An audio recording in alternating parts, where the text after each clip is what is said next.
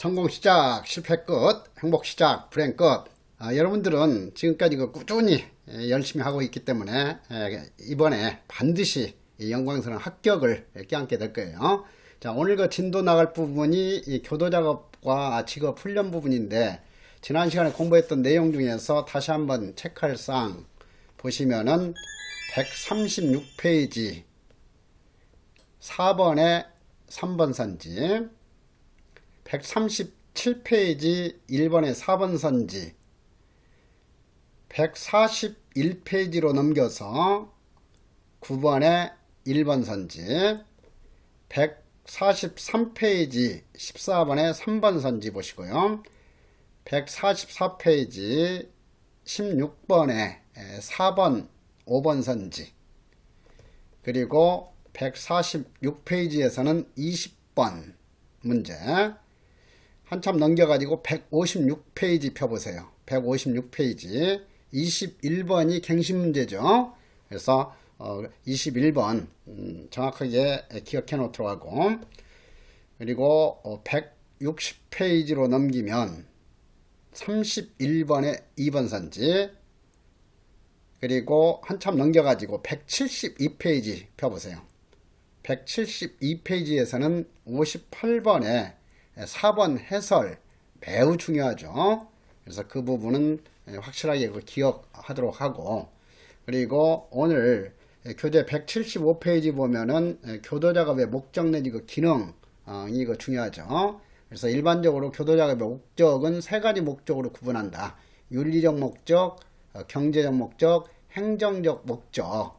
그리고 윤리적 목적을 좀 세분해 가지고 사회교육적인 목적으로까지 분류할 수가 있죠. 그렇지만은 오늘날 교육형주의 시대에 있어서는 이 고통을 가중시키는 것 수단으로서 교도 작업은 일반적으로 인정되지 않기 때문에 정치적 목적은 단일한 목적으로 인정하기는 어렵다고 보고 있어요.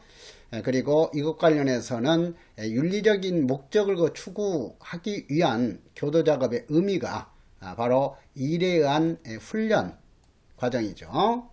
그리고 이 사회교육적 목적, 즉 생계 능력을 높여주기 위한 교도 작업 과정이 바로 일을 위한 훈련 과정으로서 교도 작업이다 하는 거예요. 그래서 이거 강의할 때 일에 의한 훈련하고 일을 위한 훈련, 이것을 의미를 구분하는 문제가 출제가 될 수 있다 했었는데, 이것도 여지없이 그 다음에 출제가 돼가지고 여기서는 64번 문제를 통해서 확인할 수 있어요. 자, 64번의 1번 선지 보시면은 교도 작업은 일에 의한 훈련과 일을 위한 훈련으로 구분할 수 있는데, 일에 의한 훈련이 이 직업기술 터득 과정이 아니고 일을 위한 훈련 과정이 직업기술을 터득하는 교도 작업 과정이다 했어요. 그리고 일에 의한 훈련이 바로 근로습성을 기르는 그 과정이다 했죠. 자, 그래서 1번 선지는 금년에도 반복해 가지고 유사한 문제로 출제가 될 가능성이 매우 높죠. 그래서 1번에서 그 의미 헷갈리지 않도록 다시 한번 기억해 놓도록 하시고요. 그리고 2번에 있어서 교도 작업에 있어서 최소 자격 원칙, 이것은 벤담이 주장을 했었는데, 벤담 하게 되면 바로 떠오르는 것이 파놉티콘 교도소 건축 양식을 창안한 사람이 벤담이다. 이 파놉티콘 건축 양식은 원통형 건축 양식으로서 감시 기능이 매우 우수한 건축 양식이고, 펜실바니아제 내지 필라델피아제 서부 감옥에서 응용했던 건축 방식이다 하는 것까지 기억을 했어요. 그리고 이 벤담 오면은 형사형택편에서는 고전주의 범죄 이론가로서 기억을 하고 있죠. 그리고 3번과 4번, 이것은 교도작업법 시행규칙 제6조에서 교도작업의 종류 4종류, 즉 직위 노도 4가지 종류를 규정하고 있는데, 그것과 관련된 문제죠. 직영작업, 위탁작업, 노무작업, 도급작업이죠. 자, 그래서 그 3번, 이것은 노무작업에 해당하는 내용이잖아요. 이 재소자, 수용자의 노동력을 제공하는 방식이다 해서 노동력을 제공하는 방식이기 때문에 노무작업 방식이라고 하는 거예요. 그래서 이런 그 노무 작업 방식은 오늘날로 하게 되면은 외부 통근 작업이 가장 적합한 그런 애라고 할 수 있어요. 그렇지. 이것을 뭐 노무 작업이 뭐 과일 따는 작업 시키고 모내기 작업 시키는 방식이 아니에요. 그것은 그 잘못 알고 있는 내용이니까 그건 수정해서 알아두시도록 하고. 그래서 이런 그 노무 작업 이것은 노동력 착취라는 거 비판을 받을 수 있는 방식이다 했어요. 그래서 다시 한번 교도작업 시행규칙 제6조 내용은 확실하게 이해를 해놓도록 하시고요. 그 다음에 관사 방식이라고도 하고 직영 방식이라고도 하는 것은 민간이 전혀 참여하지 않는 그 방식이죠. 그래서 일관되게 교화 개선 목적을 추구할 수 있는 방식이다. 자, 그렇지만은 이것은 민간 기업을 압박시키는 그 문제가 발생 가능성이 매우 높다 했어요. 그래서 민간 기업을 압박시키는 그런 그 방식은 이런 그 관사 방식 내지 직영 방식과 도급 작업 방식이죠. 그렇지 노무 작업 방식하고 위탁 방식, 위탁 작업 이것은 민간 기업 압박 문제가 발생되지 않아요. 그렇지 이것을 뭐 민간 기업 압박이 강하고 약한 순서 구분해 가지고 네 가지 기억하는 것은 아무런 의미가 없어요. 그래서 그런 점을 좀 주의하도록 하고요. 그리고 68번 문제로 넘어가도록 할게요. 68번 매우 중요하죠. 그래서 68번과 관련해서는 다시 한번 이번에 개정된 그런 그 형집행법 뭐 유일한 개정이라고 할 수도 있어요. 그래서 이 부분은 다시 한번 체크를 해야죠. 그래서 형집행법 71조를 한번 다시 한번 펴보세요. 그래서 한 권으로 끝내는 법령 풀이집 가진 사람은 167페이지고요. 자, 다시 한번 확인하는데 이번에 이 형집행법 71조는 출제 가능성이 95% 이상이에요. 그렇기 때문에 71조 확실하게 기억해 놓도록 해라. 자, 보시면은 제1항에서는 1일의 작업 시간 이것은 8시간을 초과할 수 없다. 이렇게 되어 있죠. 그래서 1일 작업 시간 8시간이다. 8시간 초과할 수 없다. 그리고 여기서 주의할 것은 뭐예요? 1일 작업 시간 그 8시간 초과할 수 없다 해서 그 8시간에는 휴식과 운동, 식사, 접견 등의 실제 작업을 실시하지 않는 시간을 제외한다지 어떤 거 식사 시간, 휴식 시간까지 포함해서 8시간 초과 금지가 아니라는 거예요. 그래서 순수하게 노동 작업 시간만 8시간 초과할 수 없다 하는 건.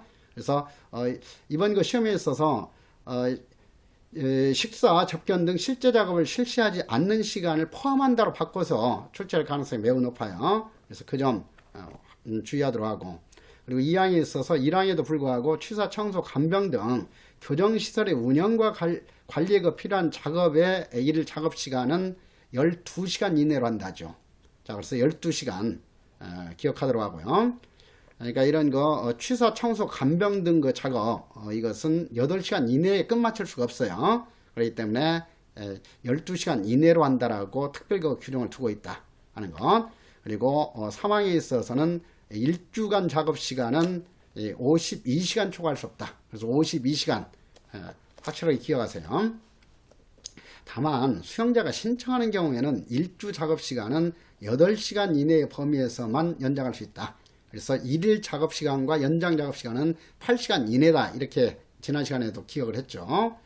그리고 그 사항에 있어서 19세 미만의 소년 수용자에 대해서는 작업 시간이 하루 작업 시간은 성인 수용자와 똑같이 8시간 이내이지만 1주 작업 시간이 52시간 이내가 아니라 40시간 이내다. 40시간을 초과할 수 없다. 그래서 성인 수용자 작업 시간 1주 작업 시간 52시간이고 그리고 소년 수용자의 1주 작업 시간은 40시간 이내다 하는 것을 확실하게 기억을 해야죠. 그리고 중요한 것은 19세 미만 소년 수용자에 대해서는 연장 작업은 절대로 허용할 수 없다 하는 거예요.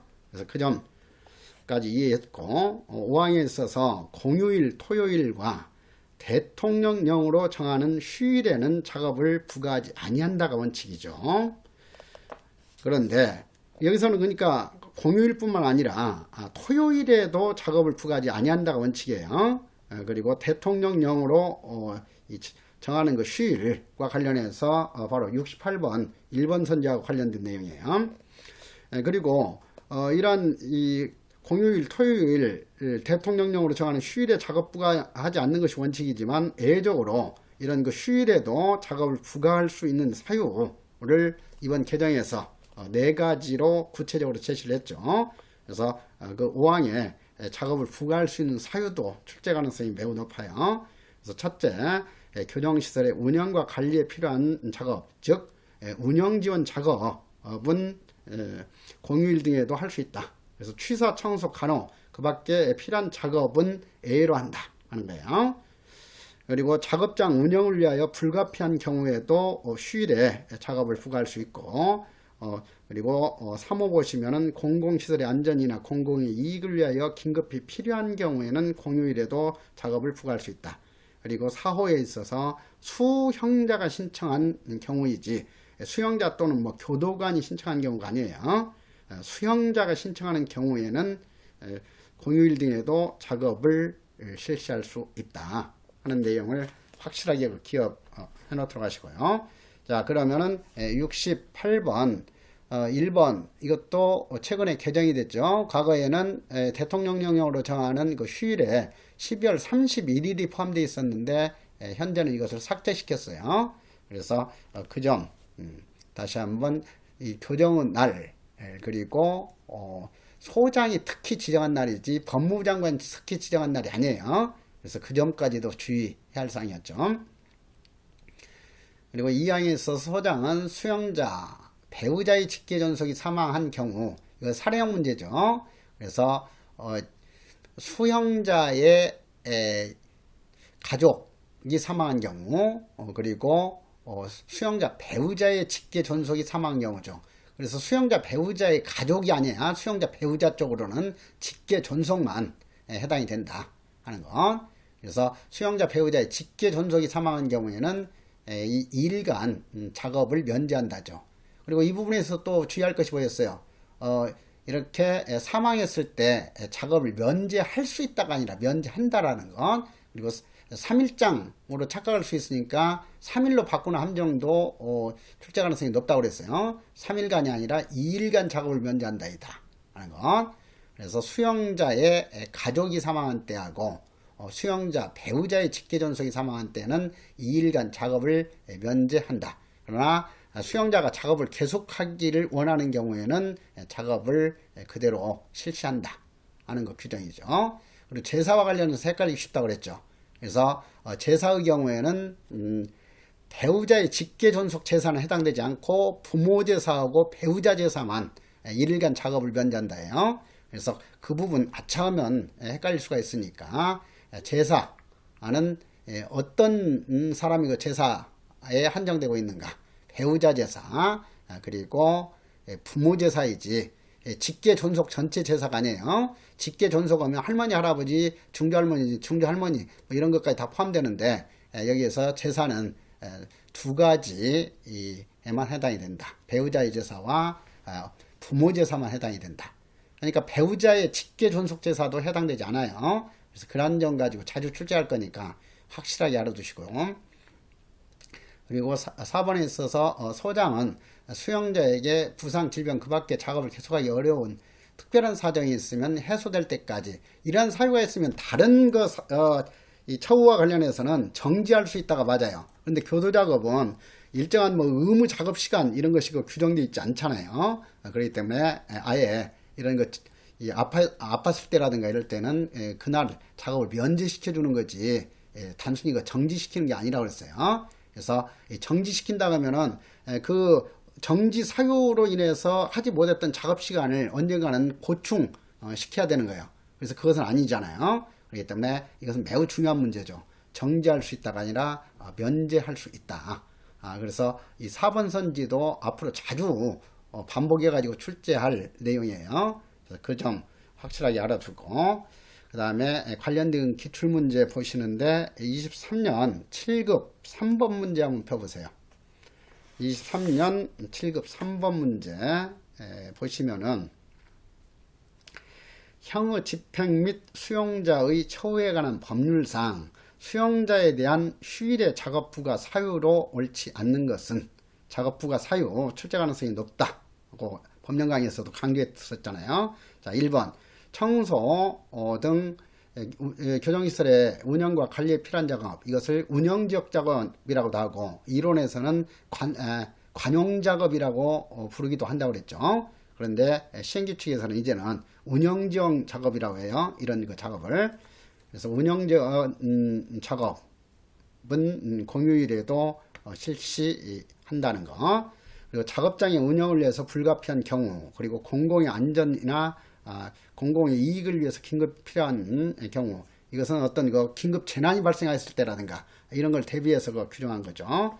그리고 교도관이 그 신청한 경우가 아니라 수용자가 신청한 경우라고 그랬죠. 그래서 이러한 내용들 다시 한번 확인하도록 하고, 그래서 68번 이것은 금년에 출제 가능성이 매우 높은 내용들이다 하는 점에서 확실하게 알아두도록 하세요.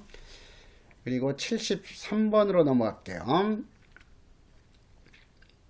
73번에 있어서 이 다음 중 작업 장려금에 대한 설명으로 틀린 것은 했는데, 위로금과 조의금은 석방시 본인에게 지급한다 그랬는데, 조의금은 해당 수용자가 사망한 경우이기 때문에 상속인에게 지급한다가 맞는 거죠. 그리고 과거에는 위로금은 석방시 본인에게 지급한다 했는데, 최근에 개정해 가지고 바로 이 지난 시간에도 강조했듯이 이 위로금은 해당 사유가 발생했을 때 지급할 수 있도록 해줘야 되기 때문에 이제는 석방할 때 본인에게 지급한다 해서 석방시 이 부분을 뺐어요. 자, 그런데 이 해설은 개정된 전 내용이기 때문에 그 부분을 좀 고쳐서 알아두도록 하세요. 위로금은 석방할 때 이건 화이트로 지우시고, 위로금은 수용자 본인에게 지급하고, 그리고 조의금은 가족이 아니라 상속인에게 지급한다 하는 점을 다시 한번 주의하도록 하고요. 그리고 2번에 있어서 작업장려금은 석방시 지급을 원칙으로 하죠. 그렇지만 예외적으로 석방 전에 지급할 수도 있는 규정을 두고 있잖아요. 그리고 작업장려금은 지급할 수 있다가 맞지 지급한다 하면 틀린 선지라고 그랬죠. 그래서 그 점 주의하시고, 그리고 3번에 있어서 작업장려금은 수용 중 가족의 부조 등을 위해서도 사용할 수 있도록 하고 있죠. 석방 전에.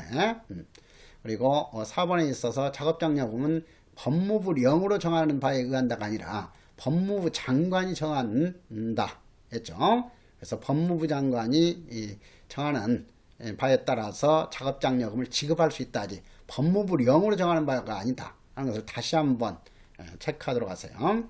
그래서 돈 지급 관련해서는 현행법에서는 모두가 다 법무부 장관이 정하는 바에 따라야지 법무부령으로 정하는 바에 따라가 아니다. 자, 이것도 아직까지는 기출문제 출제되지 않았지만은 머지않아 그 구분하는 문제가 정답지문으로 출제가 될 거예요. 그래서 그런 점을 확실하게 다시 한번 알아놓도록 해라.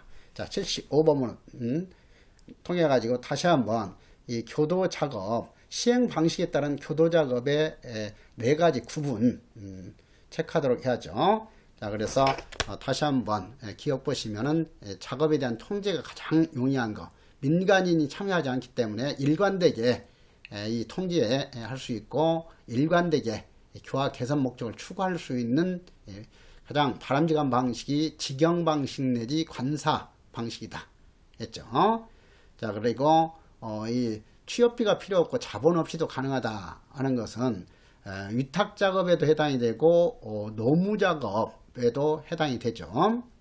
작업에 대형성 들어가면은 도급 방식이죠. 업종이 다양하지 못해 가지고 직업 훈련에 부적합하다 하는 것은 위탁 작업에 해당이 되죠. 위탁 작업. 그리고 경기 변동에 큰 영향을 받지 않는다 하는 것은 직영 방식하고 위탁 방식에도 해당이 되죠. 그래서 이 경기 변동에 큰 영향을 받지 않는다 하는 거, 직영 방식이나 노무 작업에도 해당이 되고, 그리고 관계 법규의 제약으로 적절한 시기에 기계, 기구, 원자재 구입 곤란하다. 당연히 이 직영 내지 관사 방식.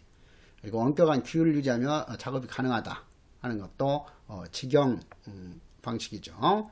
그리고 전문 지식과 경험 부족으로 큰 손실을 입을 수 있다. 이것은 도급 방식이죠. 그리고 다수의 인원을 취업시킬 수 있어서 미취업자를 해소할 수 있고 작업의 통일성을 유지할 수 있는 것이 위탁 방식이죠. 그리고 수용자에 대한 작업의 통일성을 기하기 어렵다 하는 것은 민간기업에 외부 통근 작업할 때 청소 작업 시킬 수 있고 노련한 수용자에게는 그 해당 분야의 작업을 시킬 수 있고 하는 거죠. 그렇기 때문에 수용자에 대한 작업의 통일성을 기하기 어렵다 하는 것은 노무작업에 대한 내용이에요. 그리고 개호상 어려움이 많으며 사기업의 압박 우려도 있다. 사기업 압박은 두 가지 방식이죠. 직영 방식하고 그 다음에 이 도급 방식인데 도급 방식은 대규모로 수용자를 동원해야 되기 때문에 개호상 어려움이 크다 하는 거죠. 직영 방식은 개호상 어려움이 나타날 수 없어요. 자, 그래서 그 점 주의하고 그 다음에 단순 노무인 경우에는 기술 습득이나 직업 훈련에 적합하지 않다 하는 거. 이것은 청소 작업이라든가 이런 걸 시킬 수 있기 때문에 노무 작업에 해당하는 내용이죠. 자, 그래서 75번을 통해서 이런 시행 방식에 따른 교도 작업의 종류 확실하게 구분해서 알아놓도록 하세요. 그래서 그 정도로 봐주시면 되겠고, 그 다음에 83번으로 넘어갈게요.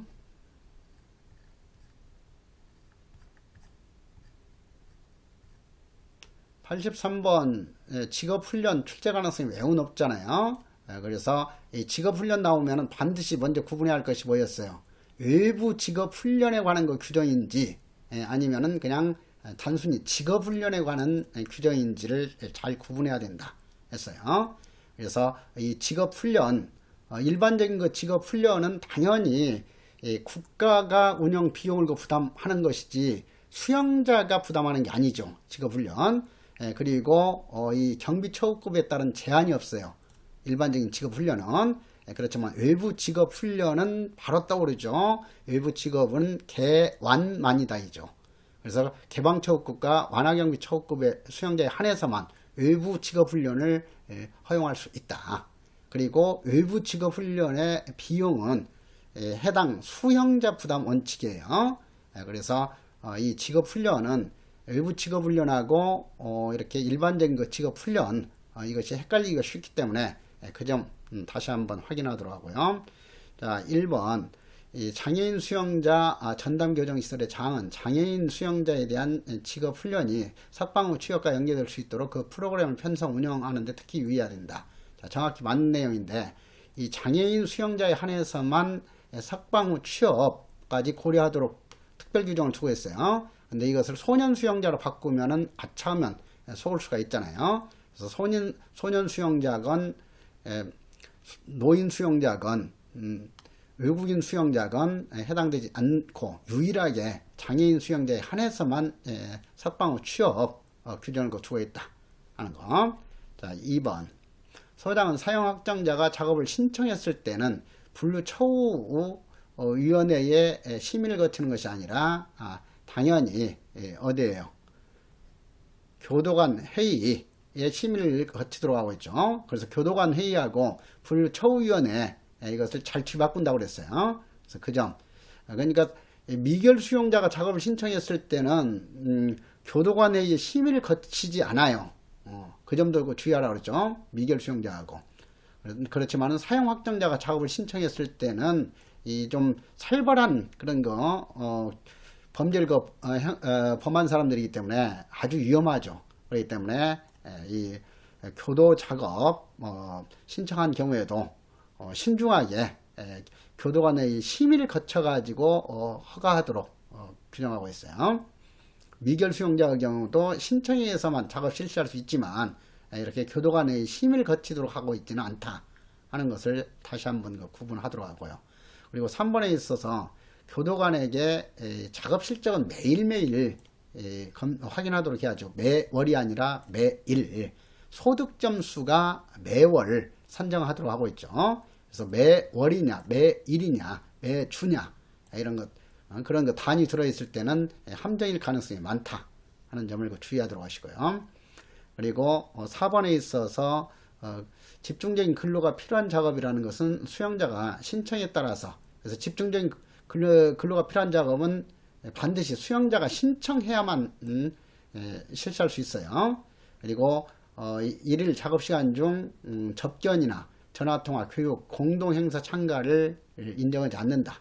그래서 인정하지 않는 4가지의 전화통화 대신에 서신, 편지 수수를 집어넣는다든가 이렇게 함정 유도할 수 있다고 그랬죠. 그래서 그 점 주의하도록 하고요. 그리고 이렇게 집중적인 근로 때문에 접견과 전화통화가 하지 않았다면은 이 접견과 전화통화는 반드시 그 뒤에 보충하도록 규정하고 있어요. 그렇지만 공동 행사 참가나 교육에 대해서는 보충 규정을 두고 있지 않다 하는 것도 기억했죠. 그리고 당연히 제 아무리 집중적인 근로라 하더라도 휴게 시간까지 이렇게 포함해 가지고 쉬지 않고 계속 작업시키는 게 아니죠. 그렇기 때문에 휴게 시간을 포함하냐 아니라 제한 작업시간 내내 하는 작업을 집중적인 근로가 필요한 작업이다 하는 거. 그래서 방금 전에도 확인했듯이 작업시간 8시간 이내에도 휴식시간 등이 제외된다 하는 거. 그리고 집중적인 근로에 있어서도 휴게시간은 제외된다 하는 것을 다시 한번 체크해 놓도록 하시고요. 그 다음에 87번 볼게요. 자, 87번에 있어서도 외부 통근 작업 보게 되면은 중요한 것이 뭐였어요? 외부 기업체의 이 통근 작업이냐, 기업체 다음에 작업장이 들어가 있는 규정이냐, 이걸 잘 구분하자고 그랬죠. 그래서 이걸 확연히 구분하기 위해서 기업체 통근하고 작업장 통근 이렇게 구분해 가지고 익혔었죠.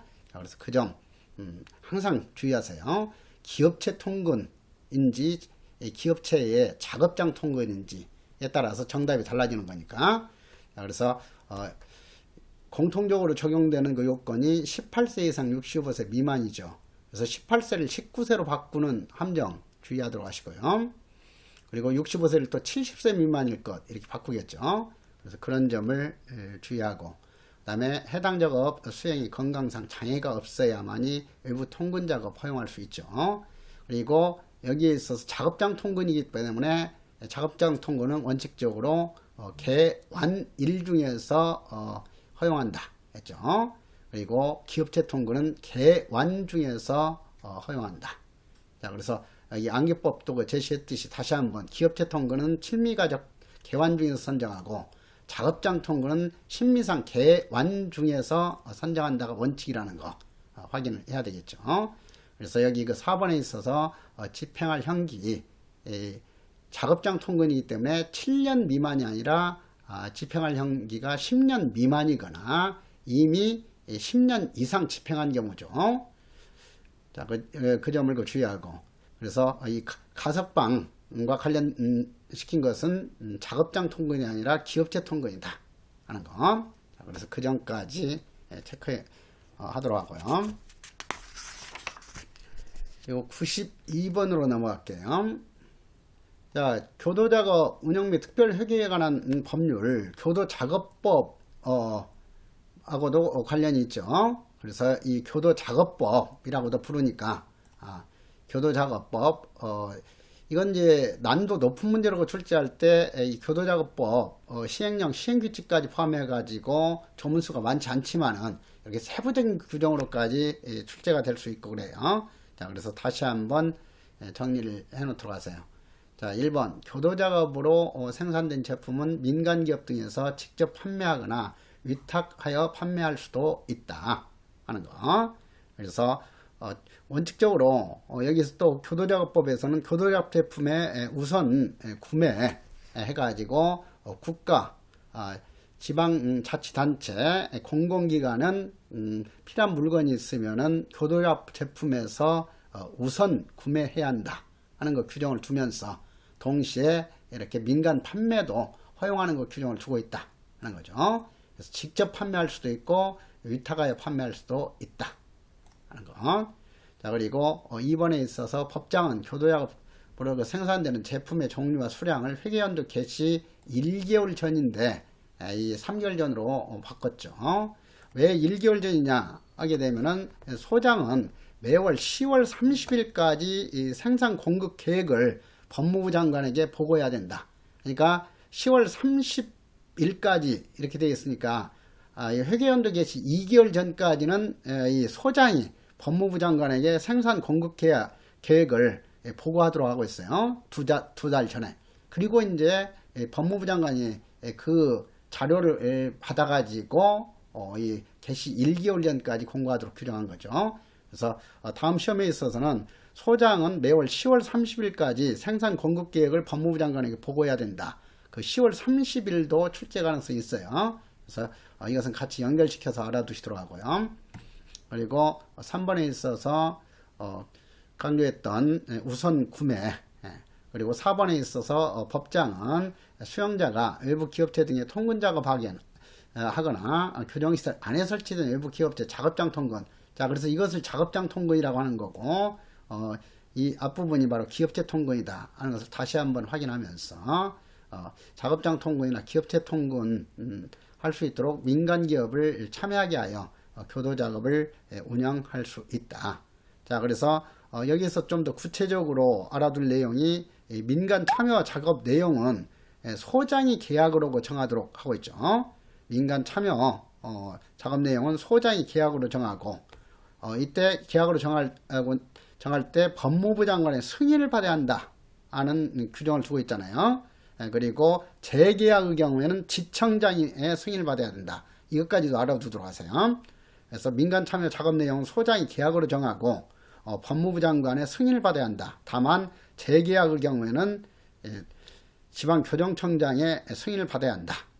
그리고 예외적으로 승인받지 않아도 되는 것이 바로 단기 계약이죠. 그래서 단기 계약 2개월 이하의 단기 계약은 아예 승인을 받지 아니한다지 2개월 이하의 단기 계약은 법무부 장관 대신에 지방교정청장의 승인을 받아야 한다. 이렇게 바꾸는 함정 문제가 출제될 수 있어요. 그러니까 이 부분 헷갈리지 않도록 다시 한번 민간 참여 작업 내용은 소장이 계약으로 정하고 법무부 장관의 승인을 받아야 한다. 그렇지만 재계약의 경우에는 지방교정청장이 승인을 받는다. 그리고 2개월 이하의 단기 계약은 지방교정청장이나 법무부 장관의 승인 자체를 받지 않아도 된다 하는 것. 그래서 그런 내용들까지는 확실하게 다시 한번 기억하도록 하세요. 그리고 98번으로 넘어갈게요.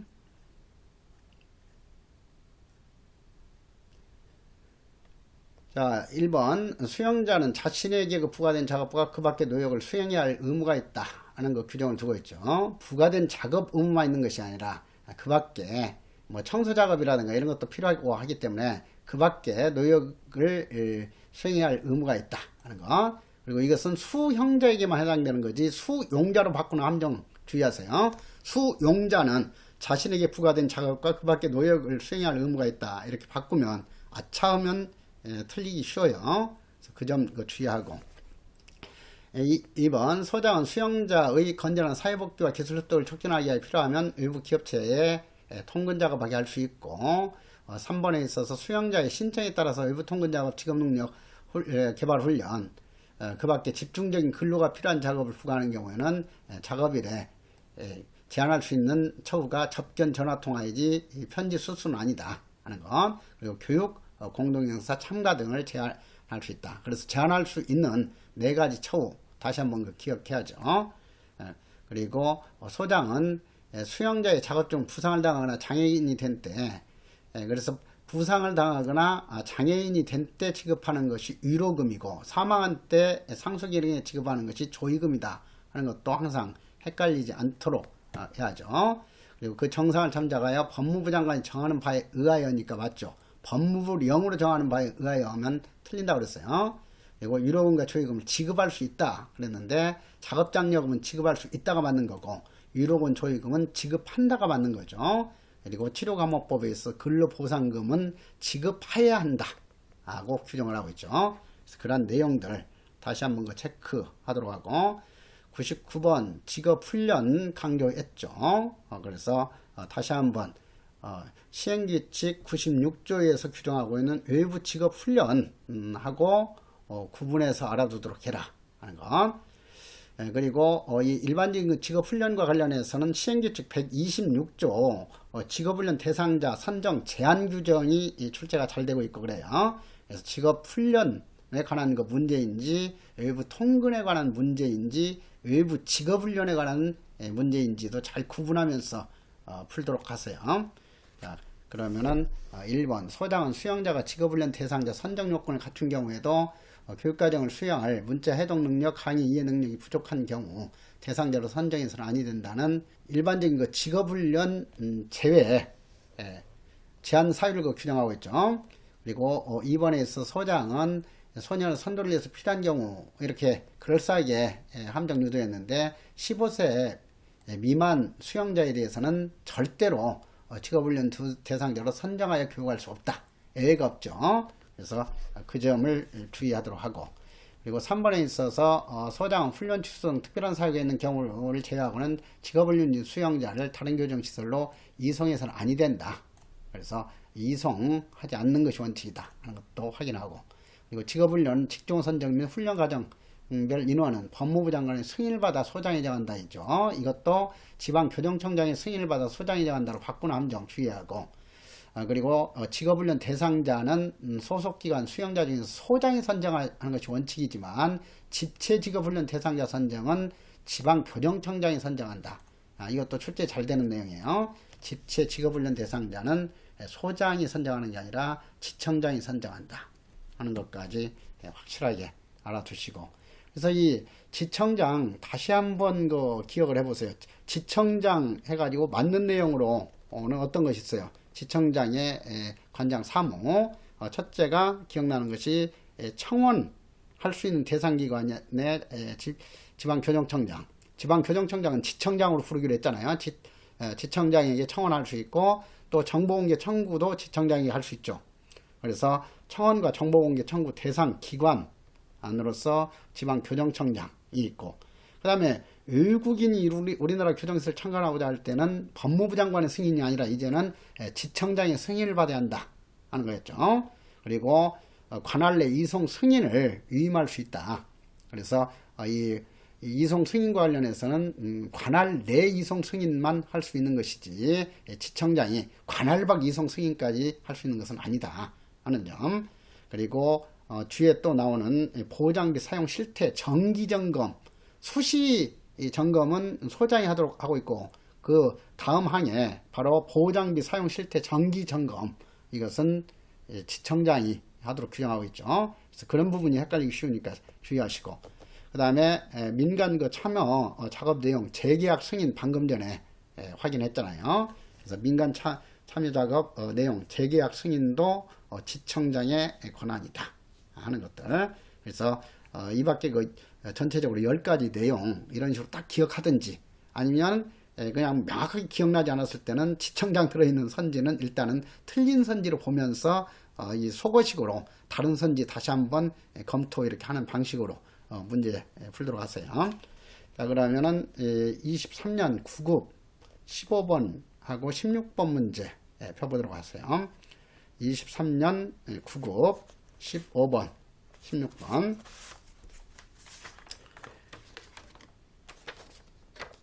자, 15번 보니까요. 형의 집행 및 수용자의 처우에 관한 법률 시행규칙상 수용자의 직업훈련 대상자 선정 제한 사항에 해당하지 않는 것. 자, 그래서 방금 전에 익혔듯이 15세 미만인 경우지 이것도 16세나 18세 미만인 경우로 바꿀 또 가능성이 있어요. 그래서 15세 미만인 경우 그리고 징벌 집행을 마친 경우는 전혀 해당되지 않죠. 그리고 3번에 있어서 교육과정을 수행할 문자 해독 능력과 강의 이해 능력이 부족한 경우 자격증 취득할 수도 없고 하니까 직업훈련 허용해서는 안 되겠죠. 그리고 4번에 있어서 작업, 교육, 교합 프로그램 시행으로 인해서 직업훈련의 실시가 곤란하다고 인정되는 경우 자, 그리고 16번 문제도 보시면은 형의 집행률 수용자의 처우에 관한 법령상 교도작업에 대한 설명으로 옳은 것은, 자, 1번 소장은 수용자의 가족이 사망하면은 사망했을 때는 2일간 작업을 면제한다고, 제삿날에는 1일 작업을 면제한다 그죠. 그 다음에 소장은 수용자의 가족의 제삿날에는 1일간 작업을 면제한다, 이렇게 바꾸는 함정도 주의하세요. 가족 제사가 아니라 그랬어요. 배우자와 부모 제사만 한정된다. 가족 전체 제사가 아니다. 다시 한번 확인하고.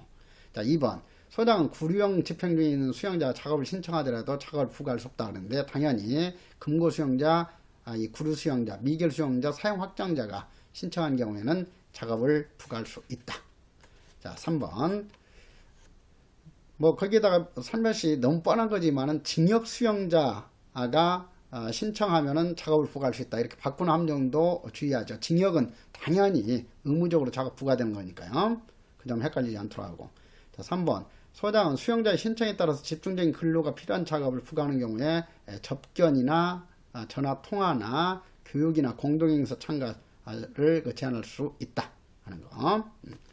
자, 그리고 4번 소장은 완화경비처우급 수용자가 작업기술이 탁월하고 작업성적이 우수한 경우 개인작업을 하게 할 수 있다.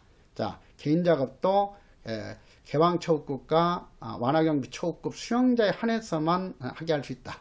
그죠? 그래서 차후상 특히 필요한 경우에는 필요하고 수용자의 작업기술이 탁월한 경우에는 일반 경비처우급 수용자에게 개인작업을 허가하게 할 수 있다. 이런 식으로 해서 함정 유도할 수 있어요. 그래서 개인작업도 개완만이다 하는 거. 그래서 그런 내용들 다시 한번 체크하도록 하시고요.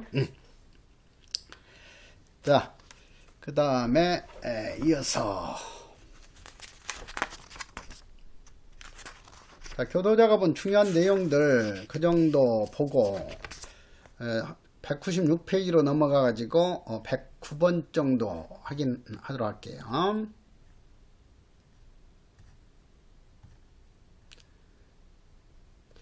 시행규칙상 교도작업 및 직업훈련에 대한 설명으로 옳은 것은, 자, 1번 수용자의 외부직업훈련이죠. 이것은 외부자가 들어있는지 외부자가 없이 그냥 일반적인 직업훈련인지 이걸 항상 구분하고, 외부직업훈련을 한 경우이기 때문에 국가가 부담해야 된다가 맞나요? 외부직업훈련은 해당 수용자가 부담해야 된다죠. 그런데 만약에 여기 외부자가 빠졌다면 1번 선지는 맞는 내용이 되는 거야. 수용자의 직업훈련을 한 경우에는 그 비용 국가가 부담해야 된다 하는 것은 명문 규정이 없기 때문에 당연히 국가 부담이에요. 교정시설 부담.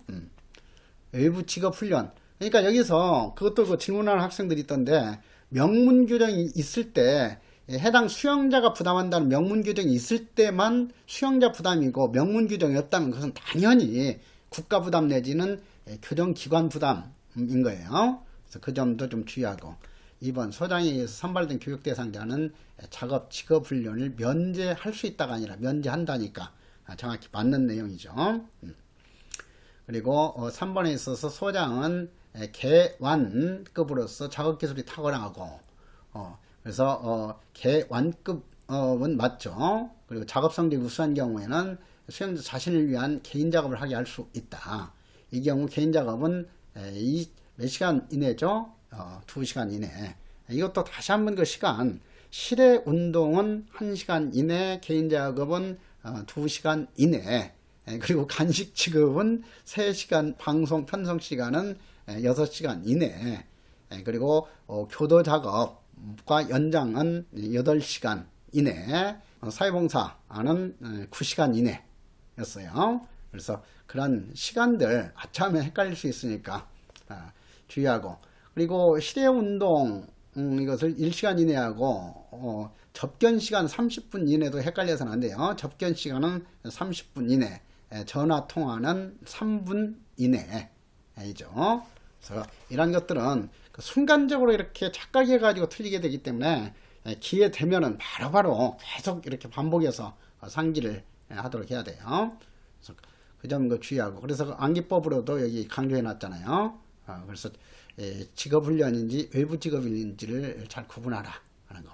자, 그리고 4번 선지에 있어서 개완 수용자에 대해서 작업 지도 보조죠. 그래서 작업 지도 보조 이것도 개완만이다. 그래서 개완만이다 하는 것은 다시 한번 개방처우급과 완화경비처우급 수용자에 한해서만 허용할 수 있는 것이 작업지도 보조, 중간처우, 자취생활, 개인작업, 일부직업 훈련이죠. 그래서 작업지도 보조, 중간처우, 자취생활, 개인작업, 일부직업 훈련은 개완만이다. 이렇게 여러 군데에서 정리를 해놨어요. 암기법으로. 자, 그리고 여기 있어서 또 한 가지가 생각나는 것이 이 자취생활도 개완만이다니까 자취생활과 관련해서 자취자에 대한 토론회는 월 1회 이상이고 월 1회 이하가 아니야 이내가 아니야 이상이죠. 개완자에 대한 경기 오락회는 월 2회 이상이다예요 이내이다예요. 그렇지. 경기 오락회는 월 2회 이내이다야. 그래서 이런 것들이 이제 헷갈리기 쉽잖아요. 그러니까 그런 부분들을 다시 한번 그렇게 체크해 놓도록 하시고요. 자, 그리고 규로 넘어갈게요. 규도 123번을 통해서 확인하는 정도로 다지면 되겠죠. 123번 규. 자, 규 하게 되면 먼저 떠오르는 것이 뭐야? 규는 두 종류가 있다. 수식 없이 규 하면 일반 규유죠. 그리고 특별 규유와 일반 규유 두 종류가 있다. 그리고 이 일반 규유는 개완 특일에게 규심사위원회 심사를 거쳐서 1년 중 20일 이내이지 형기 중 20일 이내가 아니다 하는 거 항상 주의하자고 그랬죠. 그리고 특별 규유는 특별 규유 사유 이것은 작업 면제 사유하고도 좀 비슷하잖아요. 이 가족이 사망한 때, 배우자의 직계 존속이 사망한 때, 이것이 바로 이 작업 면제 사유에서도 나왔어. 그래서 가족 사망 시, 배우자의 직계 존속 사망 시, 그리고 이 특별 규유는 한 가지 또 뭐가 있죠? 특별한 게 직계 비속에 혼례가 있을 때만 해당되는 거지. 수용자 자신의 혼례가 있을 때나 형제 자매의 혼례가 있을 때는 일반 규유 사유지 특별 규유 사유가 아니야. 그래서 특별 규유 사유 그 세 가지 가족이 사망했을 때, 배우자의 직계 존속이 사망했을 때, 직계 비속의 혼례가 있을 때지 직계 존비속의 혼례가 있을 때도 아니야. 그래서 직계 비속 이것도 직계 존비속으로 이렇게 헷갈리도록 또 함정을 유도할 수 있으니까 그런 점까지 주의하도록 하고, 특별 규유도 원칙적으로 규심사위원회 심사를 거쳐야 하는 거죠. 그렇지. 특별 규유는 규심사위원회 심사를 거치지 아니하고 할 수 있다가 아니에요. 그래서 그 점 주의하고, 특별 규유의 그 기간은 회당 5일 이내지 1년 중 5일 이내가 아니죠. 그래서 그런 점들이 아주 중요한 내용들이니까 확실하게 주의해 놓도록 하고. 자, 그러면은 21년 이상 유기형 또는 무기형의 경우, 여기서도 21년 이상을 20년 이상으로 바꾸는 함정 주의하면서, 21년 이상의 유기형 또는 무기형의 경우에는 7년 지나면 규유를 허가할 수 있다죠. 그래서 이 무기 수용자의 경우 20년 지나야 허가할 수 있는 것이 뭐였어요? 가석방이죠. 그리고 소년 무기 수용자의 경우는 소년법에서 5년 경과하면은 가석방 허가할 수 있다죠. 자, 그래서 그 점. 그 다음에 또 가석방 나오면은 이 경과기간 20년하고 가석방 기간, 무기 수용자에 대한 가석방 기간 10년하고 착각하기 쉽다고 그랬죠. 그래서 그런 점들을 주의하도록 하고, 그리고 질병이나 사고로 외부 의료시설에서 입원이 필요한 때는 특별 규유가 아니라 규유를 허가할 수 있다면 맞는데 특별자가 들어가서 틀린 내용이 됐죠. 자, 그래서 위독한 때에는 특별규유 사유 아닌 정답으로 출제가 잘 된다 하는 것도 강조했었어요. 위독한 때 아차하면 특별규유 사유로 착각할 수가 있어요. 그래서 그 점도 주의하도록 하고, 그 다음에 일반 규유는 개완 특일이다죠. 그러니까 처우상 특히 필요한 경우에는 일반 경비처우급 수용자에 대해서도 규유를 허가할 수 있다죠.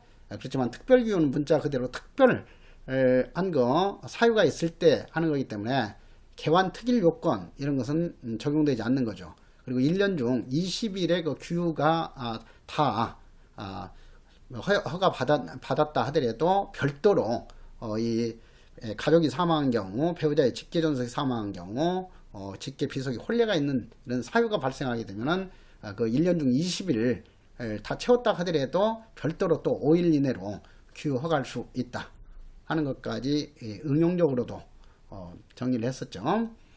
그리고 형 집행정지와 다르게 규유 기간은 당연히 집행기간에 포함된다 하는 것. 그래서 그러한 내용들까지 좀 주의하도록 하시고요.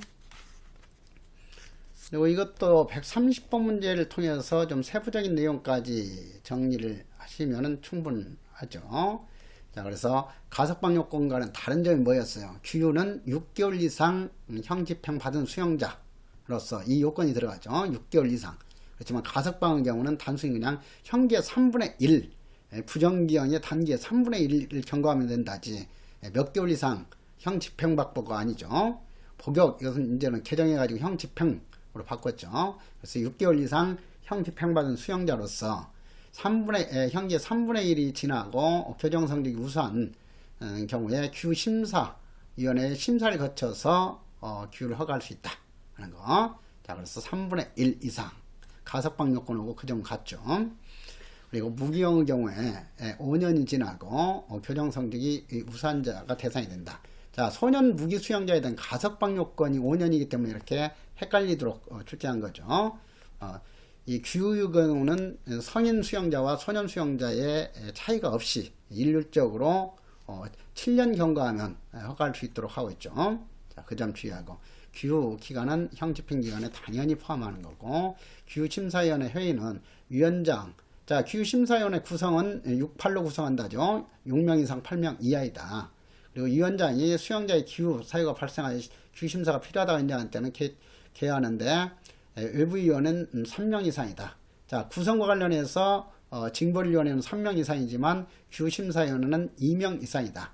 그리고 규심사위원회 개최할 때마다 외부위원이 몇 명 이상 참가해야 된다는 규정은 없어요. 그렇지만 징벌위원회의 경우에는 징벌위원회를 개최할 때는 외부인사가 반드시 1인 이상 참석하도록 하고 있죠. 그래서 그런 부분들이 이 징벌위원회하고 착각이 쉽기 때문에 확실하게 이렇게 비교하면서 문제를 풀도록 하세요. 그리고 위원회 회의는 제적위원 과반수 출석으로 개의한다는 것은 정확히 맞죠. 분류처우위원회가 아닌 경우에는 모두가 다 제적위원 과반수 출석으로 개의한다이다. 그러나 분류처우위원회의 경우에는 제적위원 3분의 2 이상으로 3분의 2 이상 출석으로 개의한다가 맞죠. 그리고 이 의결정 족수는 제적위원이 아니라 참가위원 과반수의 찬성을 의결한다 했죠. 자, 그래서 의결정 수에 있어서는 3분의 2 이상 찬성은 전혀 없다 하는 것도 다시 한번 주의하도록 해라 하는 거. 그래서 출석위원하고 이렇게 제적위원을 뒤바꾸는 함정 문제도 항상 그 주의해야 돼요. 그리고 매일 1회 이상 규유 대상자는 소장이 전화보고를 조건으로 한다. 그런데 규유 허가할 때 조건을 붙일 수 있다지 반드시 조건을 붙여야 되는 게 아니죠. 그리고 동행규유 경우에는 매일 1회 이상 전화보고 조건은 붙일 수 없다. 그리고 규유의 비용은 외에 없이 반드시 대상 수용자가 부담한다. 자, 여기서도 규유는 미결 수용자나 사용 확정자에게는 전혀 적용되지 않는 처우예요. 가석방과 규유는 오로지 수용자에 한해서만 적용할 수 있는 처우이다 하는 것을 항상 잊지 않도록 하고요. 그리고 규유를 허가한 경우에 규유지를 관할 경찰관서의 장에게 통보해야 된다는 것도 2일 이상의 규유에만 한해서 경찰관서의 장에게 통보해야 된다죠. 그리고 경찰관서의 장에게 통보해야 된다 이것을 보호관찰소의 장에게 통보해야 된다로 바꾸는 함정도 주의할 사항이에요. 그리고 소장 규유를 허가할 때 규유 허가증은 당연히 발급해야 한다 하는 거. 그래서 그런 점 좀 세부적으로 알아놓도록 하시고, 자, 기출문제 23년 7급 10번 문제 펴보도록 하세요. 자, 10번 보면은 형의 집행 및 수용자 처우에 관한 법령상 규유제도에 대한 설명으로 옳은 것은, 자, 1번 소장은 6개월 이상 형을 집행받은 수용자로서 6개월 이상 복역한 자로서 방금 봤듯이 6개월 이상 형 집행받은 수용자로서 그 형기의 3분의 1이 지나고 교정 성적이 우수한 사람, 가족 또는 배우자의 직계 존속이 위독한 때이기 때문에 특별규유 사유가 아니라 일반 규유 사유고, 따라서 이 5일 이내의 규유가 아니라 20일 이내인데 20일 이내도 1년 중 20일 이내로 바꿨죠. 과거에는 형기 중이었어요. 그러나 지금은 1년 중 20일 이내이기 때문에 이렇게 바꾸는 함정 항상 주의해야 되고, 2번 규유자는 규유 중 천재지변이나 그 밖의 사유로 자신의 신상에 중대한 사고가 발생한 경우에는 가까운 교정시설이나 경찰관서에 신고해야 된다 하는 것. 그래서 가까운 교정시설에 신고해야 된다, 이렇게 바꾸는 것도 주의하세요. 교정시설에 신고할 수도 있고 경찰관서에 신고할 수도 있어요. 그래서 이런 부분은 아주 교묘하게 단도 높은 함정으로 출제하려면 교정시설과 경찰관서에 신고해야 된다라든가, 아니면은 교정시설에 신고해야 된다, 이렇게 바꾸는 문제로 출제할 수 있어요. 교정시설이나 경찰관서에 신고해야 된다, 정확히 알아두시고요. 그리고 뭐 3번 당연히 형 집행기관에 포함하는 것이고, 4번에 있어서 기후자의 여비는 본인이 부담한다. 본인이 부담하는 것은 전혀 애가 없다고 그랬죠. 그래서 기후의 여비는 본인이 부담하고 애가 없다. 자, 그렇지만 거기에 기후자가 신청할 경우 예산을 보면서 지원할 수 있다, 이 부분이 틀렸죠. 자, 그래서 이런 형식으로 출제될 수 있으니까 그 정도로 알아두시면 되겠어요.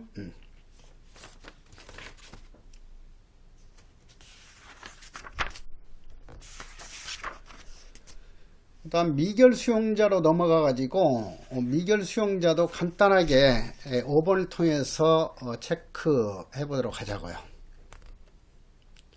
자, 5번 판사와 검사는 미결 수용자의 거실을 시찰할 수 없다. 자, 시찰은 금지되는 장소가 없다는 점에서 창관하고 차이가 있다 하는 것을 떠올려야 되겠고, 그리고 이 창관 금지에 있어서도 미결 수용자가 수용된 거실을 창관할 수 없다 하지, 미결 수용자가 수용된 시설을 창관할 수 없다가 아니에요.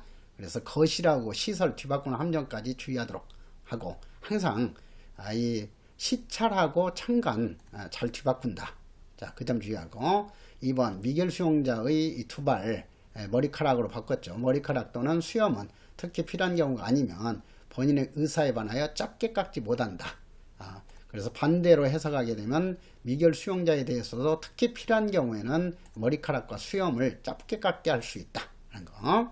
자, 3번 미결 수용자의 변호인 간에는 교정시설에서 상대방이 변호인임을 확인할 수 없는 경우에 한해서만 검열할 수 없다 하는 거 정확히 알아두시고, 다른 어떤 뭐 증거인멸의 우려가 큰 경우라든가 뭐 이런 식으로 또 그럴싸한 함정 유도할 수 있어요. 그래서 미결 수용자의 변호인과의 편지 내용 검열, 이것은 오로지 상대방이 변호인임을 확인할 수 없을 때 한해서만 할 수 있다 하는 거. 자, 그리고 소장은 미결 수용자가 징벌 대상자로서 조사를 받고 있거나 징벌 집행 중인 경우 소송 서류 작성, 변호인 접견 등에 대해서는 보장해야 된다 하는 거. 그리고 재판이나 수사를 받고 있는 사형 확정자나 수형자에 대해서도 이 규정도 준용이 되는 거죠. 그래서 그런 내용까지 알아두시고, 자, 이것도 기출문제 22년 7급 13번 문제 한번 펴보세요. 22년 7급 13번 문제예요. 13번 형의 집행 및 수용자의 처우에 관한 법률상 미결 수용자의 처우에 대한 설명으로 옳은 것은, 이렇게 출제했죠. 1번 소장은 미결 수용자로서 사건에 서로 관련이 있는 사람은 분리 수용하고 서로 간의 접촉을 금지할 수 있다가 아니라 할 수 있다가 아니라 금지해야 한다죠. 그리고 한 걸음 더 나가서 분리 수용하고가 맞지 구분 수용하고로 바꾸면 그것도 교묘한 함정이 돼요. 그래서 그 점까지 주의하시고, 그리고 2번에 있어서 미결 수용자가 변호인에게 보내는 서신은 절대로가 틀렸죠. 방금 확인했듯이 상대방이 변호인임을 확인할 수 없는 경우에 한해서는 검열할 수 있다고. 자, 3번에 있어서 소장은 미결 수용자가 법률로 정하는 조사에 참석할 때는 도저히 우려가 크거나 특히 부적당한 사유가 있다고 인정하면 예외적으로 교정시설에서 취급하는 의료를 잊게 할 수 있다 하지, 뭐 동의한 경우에는 잊게 할 수 있다, 이렇게 바꾸는 함정도 주의하죠. 그리고 반대 해석해 가지고 거기 미결 수용자가 법률로 정하는 조사에 참석할 때에는 사복을 착용할 수 있다가 맞는 거죠. 사복을 착용해야 한다로 바꾸는 함정까지 주의하라 그랬죠. 그래서 그 점도 항상 주의하면서 문제 푸세요. 4번 미결 수용자와 변호인과의 접견에는 교도관이 참여할 수는 없지만 보이는 거리에서 미결 수용자를 관찰할 수는 있다 하는 건데, 관찰하지 못하며 이렇게 또 교묘하게 함정을 유도했죠. 그리고 당연히 청취하지도 못하고 녹취할 수도 없는 거죠. 그래서 그런 내용들로 이렇게 출제할 수 있으니까 그런 점만 좀 주의하도록 하고요. 그 다음에 사용 확정자로 넘어갈까요?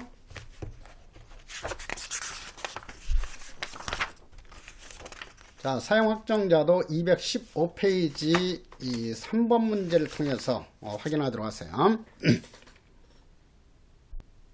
3번 보시면은 사용 확정자의 처우에 관해서 종합적으로 정리해 놨죠. 이것도 14년 7급 갱신해 가지고 내가 지문을 더 이렇게 종합적으로 포함을 시켰어요.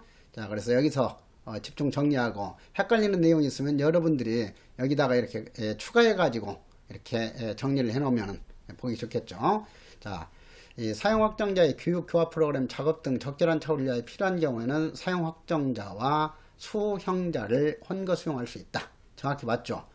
작업 등 적절한 처우를 위해서 필요한 경우에는 수형자와 혼거 수용할 수 있고, 그리고 교정사고를 방지하기 위해서는 미결 수용자와 혼거 수용할 수 있다죠. 그래서 수용자와 혼거 수용할 수 있는 사유하고 미결 수용자와 혼거 수용할 수 있는 사유를 뒤바꾸는 문제가 출제될 가능성이 많고 그래요. 그리고 니은 나오면 어때요? 색깔 나오면 현행 형집행 법령에서 규정하고 있는 이 색상은 사적 마파는 관노조다. 이렇게 딱 한 줄로 기억했잖아요. 사용 확정자는 붉은색, 적색이죠. 붉을적자, 사적. 그리고 마파는 뭐였어? 마약류 수용자는 파란색이죠. 그리고 관노조다에서 관심대상 수용자하고 조직폭력 수용자는 노란색이다. 그래서 다시 한번 사적 마파는 관노조다. 상기하도록 하고, 그리고 포승 여기 사용 집행 후에 이 사용한 줄 5분 이내에 풀도록 하고 있죠. 자, 니을 보시면은 사용 확정자에게 자격을 부과하는 경우에는 이 사용 확정자에 대해서는 수용자를 대표하는 직책을 부여해서는 아니 된다 하는 거죠. 그래서 이것은 또 어디에도 적용이 되죠? 조직폭력 수용자하고 사용 확정자에게만 적용되는 내용이다 했죠. 관심대상 수용자나 마약류 수용자에 대해서는 대표하는 직책 부여할 수 있어요. 그래서 엄중관리 대상자 세 종류 중에서 엄중관리 대상자, 조직폭력 수용자, 그리고 마약류 수용자, 관심대상 수용자 세 종류가 있다 하면서 이것도 뒤에 내일 확실하게 또 강조할 거예요. 그래서 그런 그 엄중관리 대상자 중에서 유일하게 이렇게 대표하는 그 직책 부여 금지 규정을 두고 있는 것이 조직폭력 수용자이고 그것은 사용 확정자에게 준용하도록 한다 했었잖아요. 그래서 그 점 주의하시고, 사용 확정자를 수용하는 시설의 장은 완화경비시설 또는 중경비시설에 준한다. 뭐 이런 식으로 바꾸는 함정. 당연히 미결 수용자는 일반 경비시설에 준하고 사용 확정자는 일반 경비시설보다도 한 단계 더 높은 중경비시설에도 준할 수 있죠. 그래서 일반 경비시설 또는 중경비시설에 준한다. 다시 한번 체크하도록 하고, 비읍 사용 확정자의 교화나 심리적 안정을 위해서 필요한 경우에는 접견 횟수를 늘릴 수 있고, 사용 확정자 미결 수용자에 대해서도 접견의 예외 네 가지는 모두 허용된다 했죠.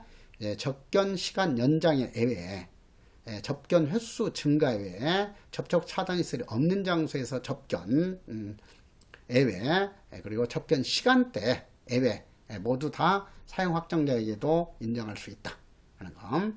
그리고 시옷에 있어서 사용 확정자에 대한 교육 교화 프로그램 작업 등에 관한 사항은 대통령령으로 정한다가 아니라 시행규칙에 구체적으로 규정이 되어 있잖아요. 그래서 법무부를 영어로 정한다. 자, 이렇게 대통령령으로 정할지 법무부령으로 정할지 헷갈릴 때는 어때요? 시행규칙에 자세한 설명이 있는 것으로 떠오르면은 그것은 당연히 대통령령이 아니라 법무부령이고, 그리고 시행령에 자세한 규정이 돼 있는 걸로 떠오르게 되면 그것은 대통령령이죠. 그래서 그런 점도 주의하도록 하고. 자, 사용 확정자는 사용 집행시설에 설치되어 있는 그 교정시설에 한해서만 수용할 수 있어요. 그리고 소정의 양식에 따라서 구분 수용한다. 그래서 시행규칙 150조까지 같이 정리를 좀 하도록 하고, 그 다음에 8번으로 넘어가서 정리하고 끝내도록 하자고요. 자, 미결 수용자와 사용 확정자 이렇게 헷갈리도록 하는 문제. 앞으로도 이런 형태의 문제가 자주 출제될 거니까. 1번 소장은 미결 수용자로서 사건에 서로 관련 있는 사람은 분리 수용하고 서로 간의 접촉을 금지해야 한다. 그러니까 정확히 맞죠. 자, 다시 한번 격리 수용이나 구분 수용으로 바꾸는 함정 주의하도록 하시고요. 그리고 2번 소장은 사용 확정자와 수용자를 혼거 수용할 수도 있고 사용 확정자와 미결 수용자를 혼거 수용할 수도 있다 했죠. 그래서 사용 확정자도 독거 수용하는 것이 원칙이지만 자살 방지 등을 위해서는 미결 수용자와 혼거 수용할 수 있고 교육 교화 프로그램 등을 위해서는 수형자와 혼거 수용할 수 있다 하는 것을 다시 한번 확인하도록 하고, 그리고 3번에 있어서 미결 수용자의 접견 횟수는 매일 1회이고 사용 확정자의 접견 횟수는 매월 4회, 수용자의 접견 횟수도 매월 4회죠. 그래서 그 부분에서도 수용자의 접견 횟수는 매월 4회로 한다 하면 그건 X라고 그랬어요. 수용자하고 수용자 이렇게 헷갈리도록 출제할 수 있는 부분이 그 부분이야. 그래서 특히 수용자의 접견 횟수는 매월 4회로 한다로 바꾸는 함정도 항상 주의하라고 그랬죠. 그리고 미결 수용자와 변호인과의 접견은 그 횟수에 포함시키지 않고, 당연히 미결 수용자와 변호인과의 접견에는 접견 시간대 내에서 접견에 의해서만 제한되는 것이고, 나머지 횟수나 시간이나 그리고 접촉 차단 시설에서 접견하는 것, 이런 것은 전혀 제한받지 않는다 그랬죠. 자, 그래서 그런 점을 주의하도록 하고요. 그리고 4번 사용 확정자의 접견 횟수도 매월 4회로 하고, 소장은 사용 확정자의 교화나 심리적 안정을 도모하기 위해 특별하다고 인정하면 접견 횟수를 늘릴 수 있다. 횟수도 늘릴 수 있고 접견 시간대 외의 접견도 허용할 수 있고 접촉 차단실이 없는 장소에서 접견도 할 수 있다. 허가할 수 있다. 자, 그런 내용들. 그리고 기출문제 23년 7급의 1번 문제 한번 펴보도록 하세요. 1번 보시면은 형의 집행 및 수용자의 처우에 관한 법령상 사용 확정자의 처우에 대한 설명으로 옳은 것은, 자, 1번 사용 확정자의 접견 횟수는 매월 4회로 하고죠. 그리고 접견 횟수는 늘려줄 수 있다. 그리고 2번 사용 확정자는 교도소에서만 독거 수용하고 에서만이 틀렸죠.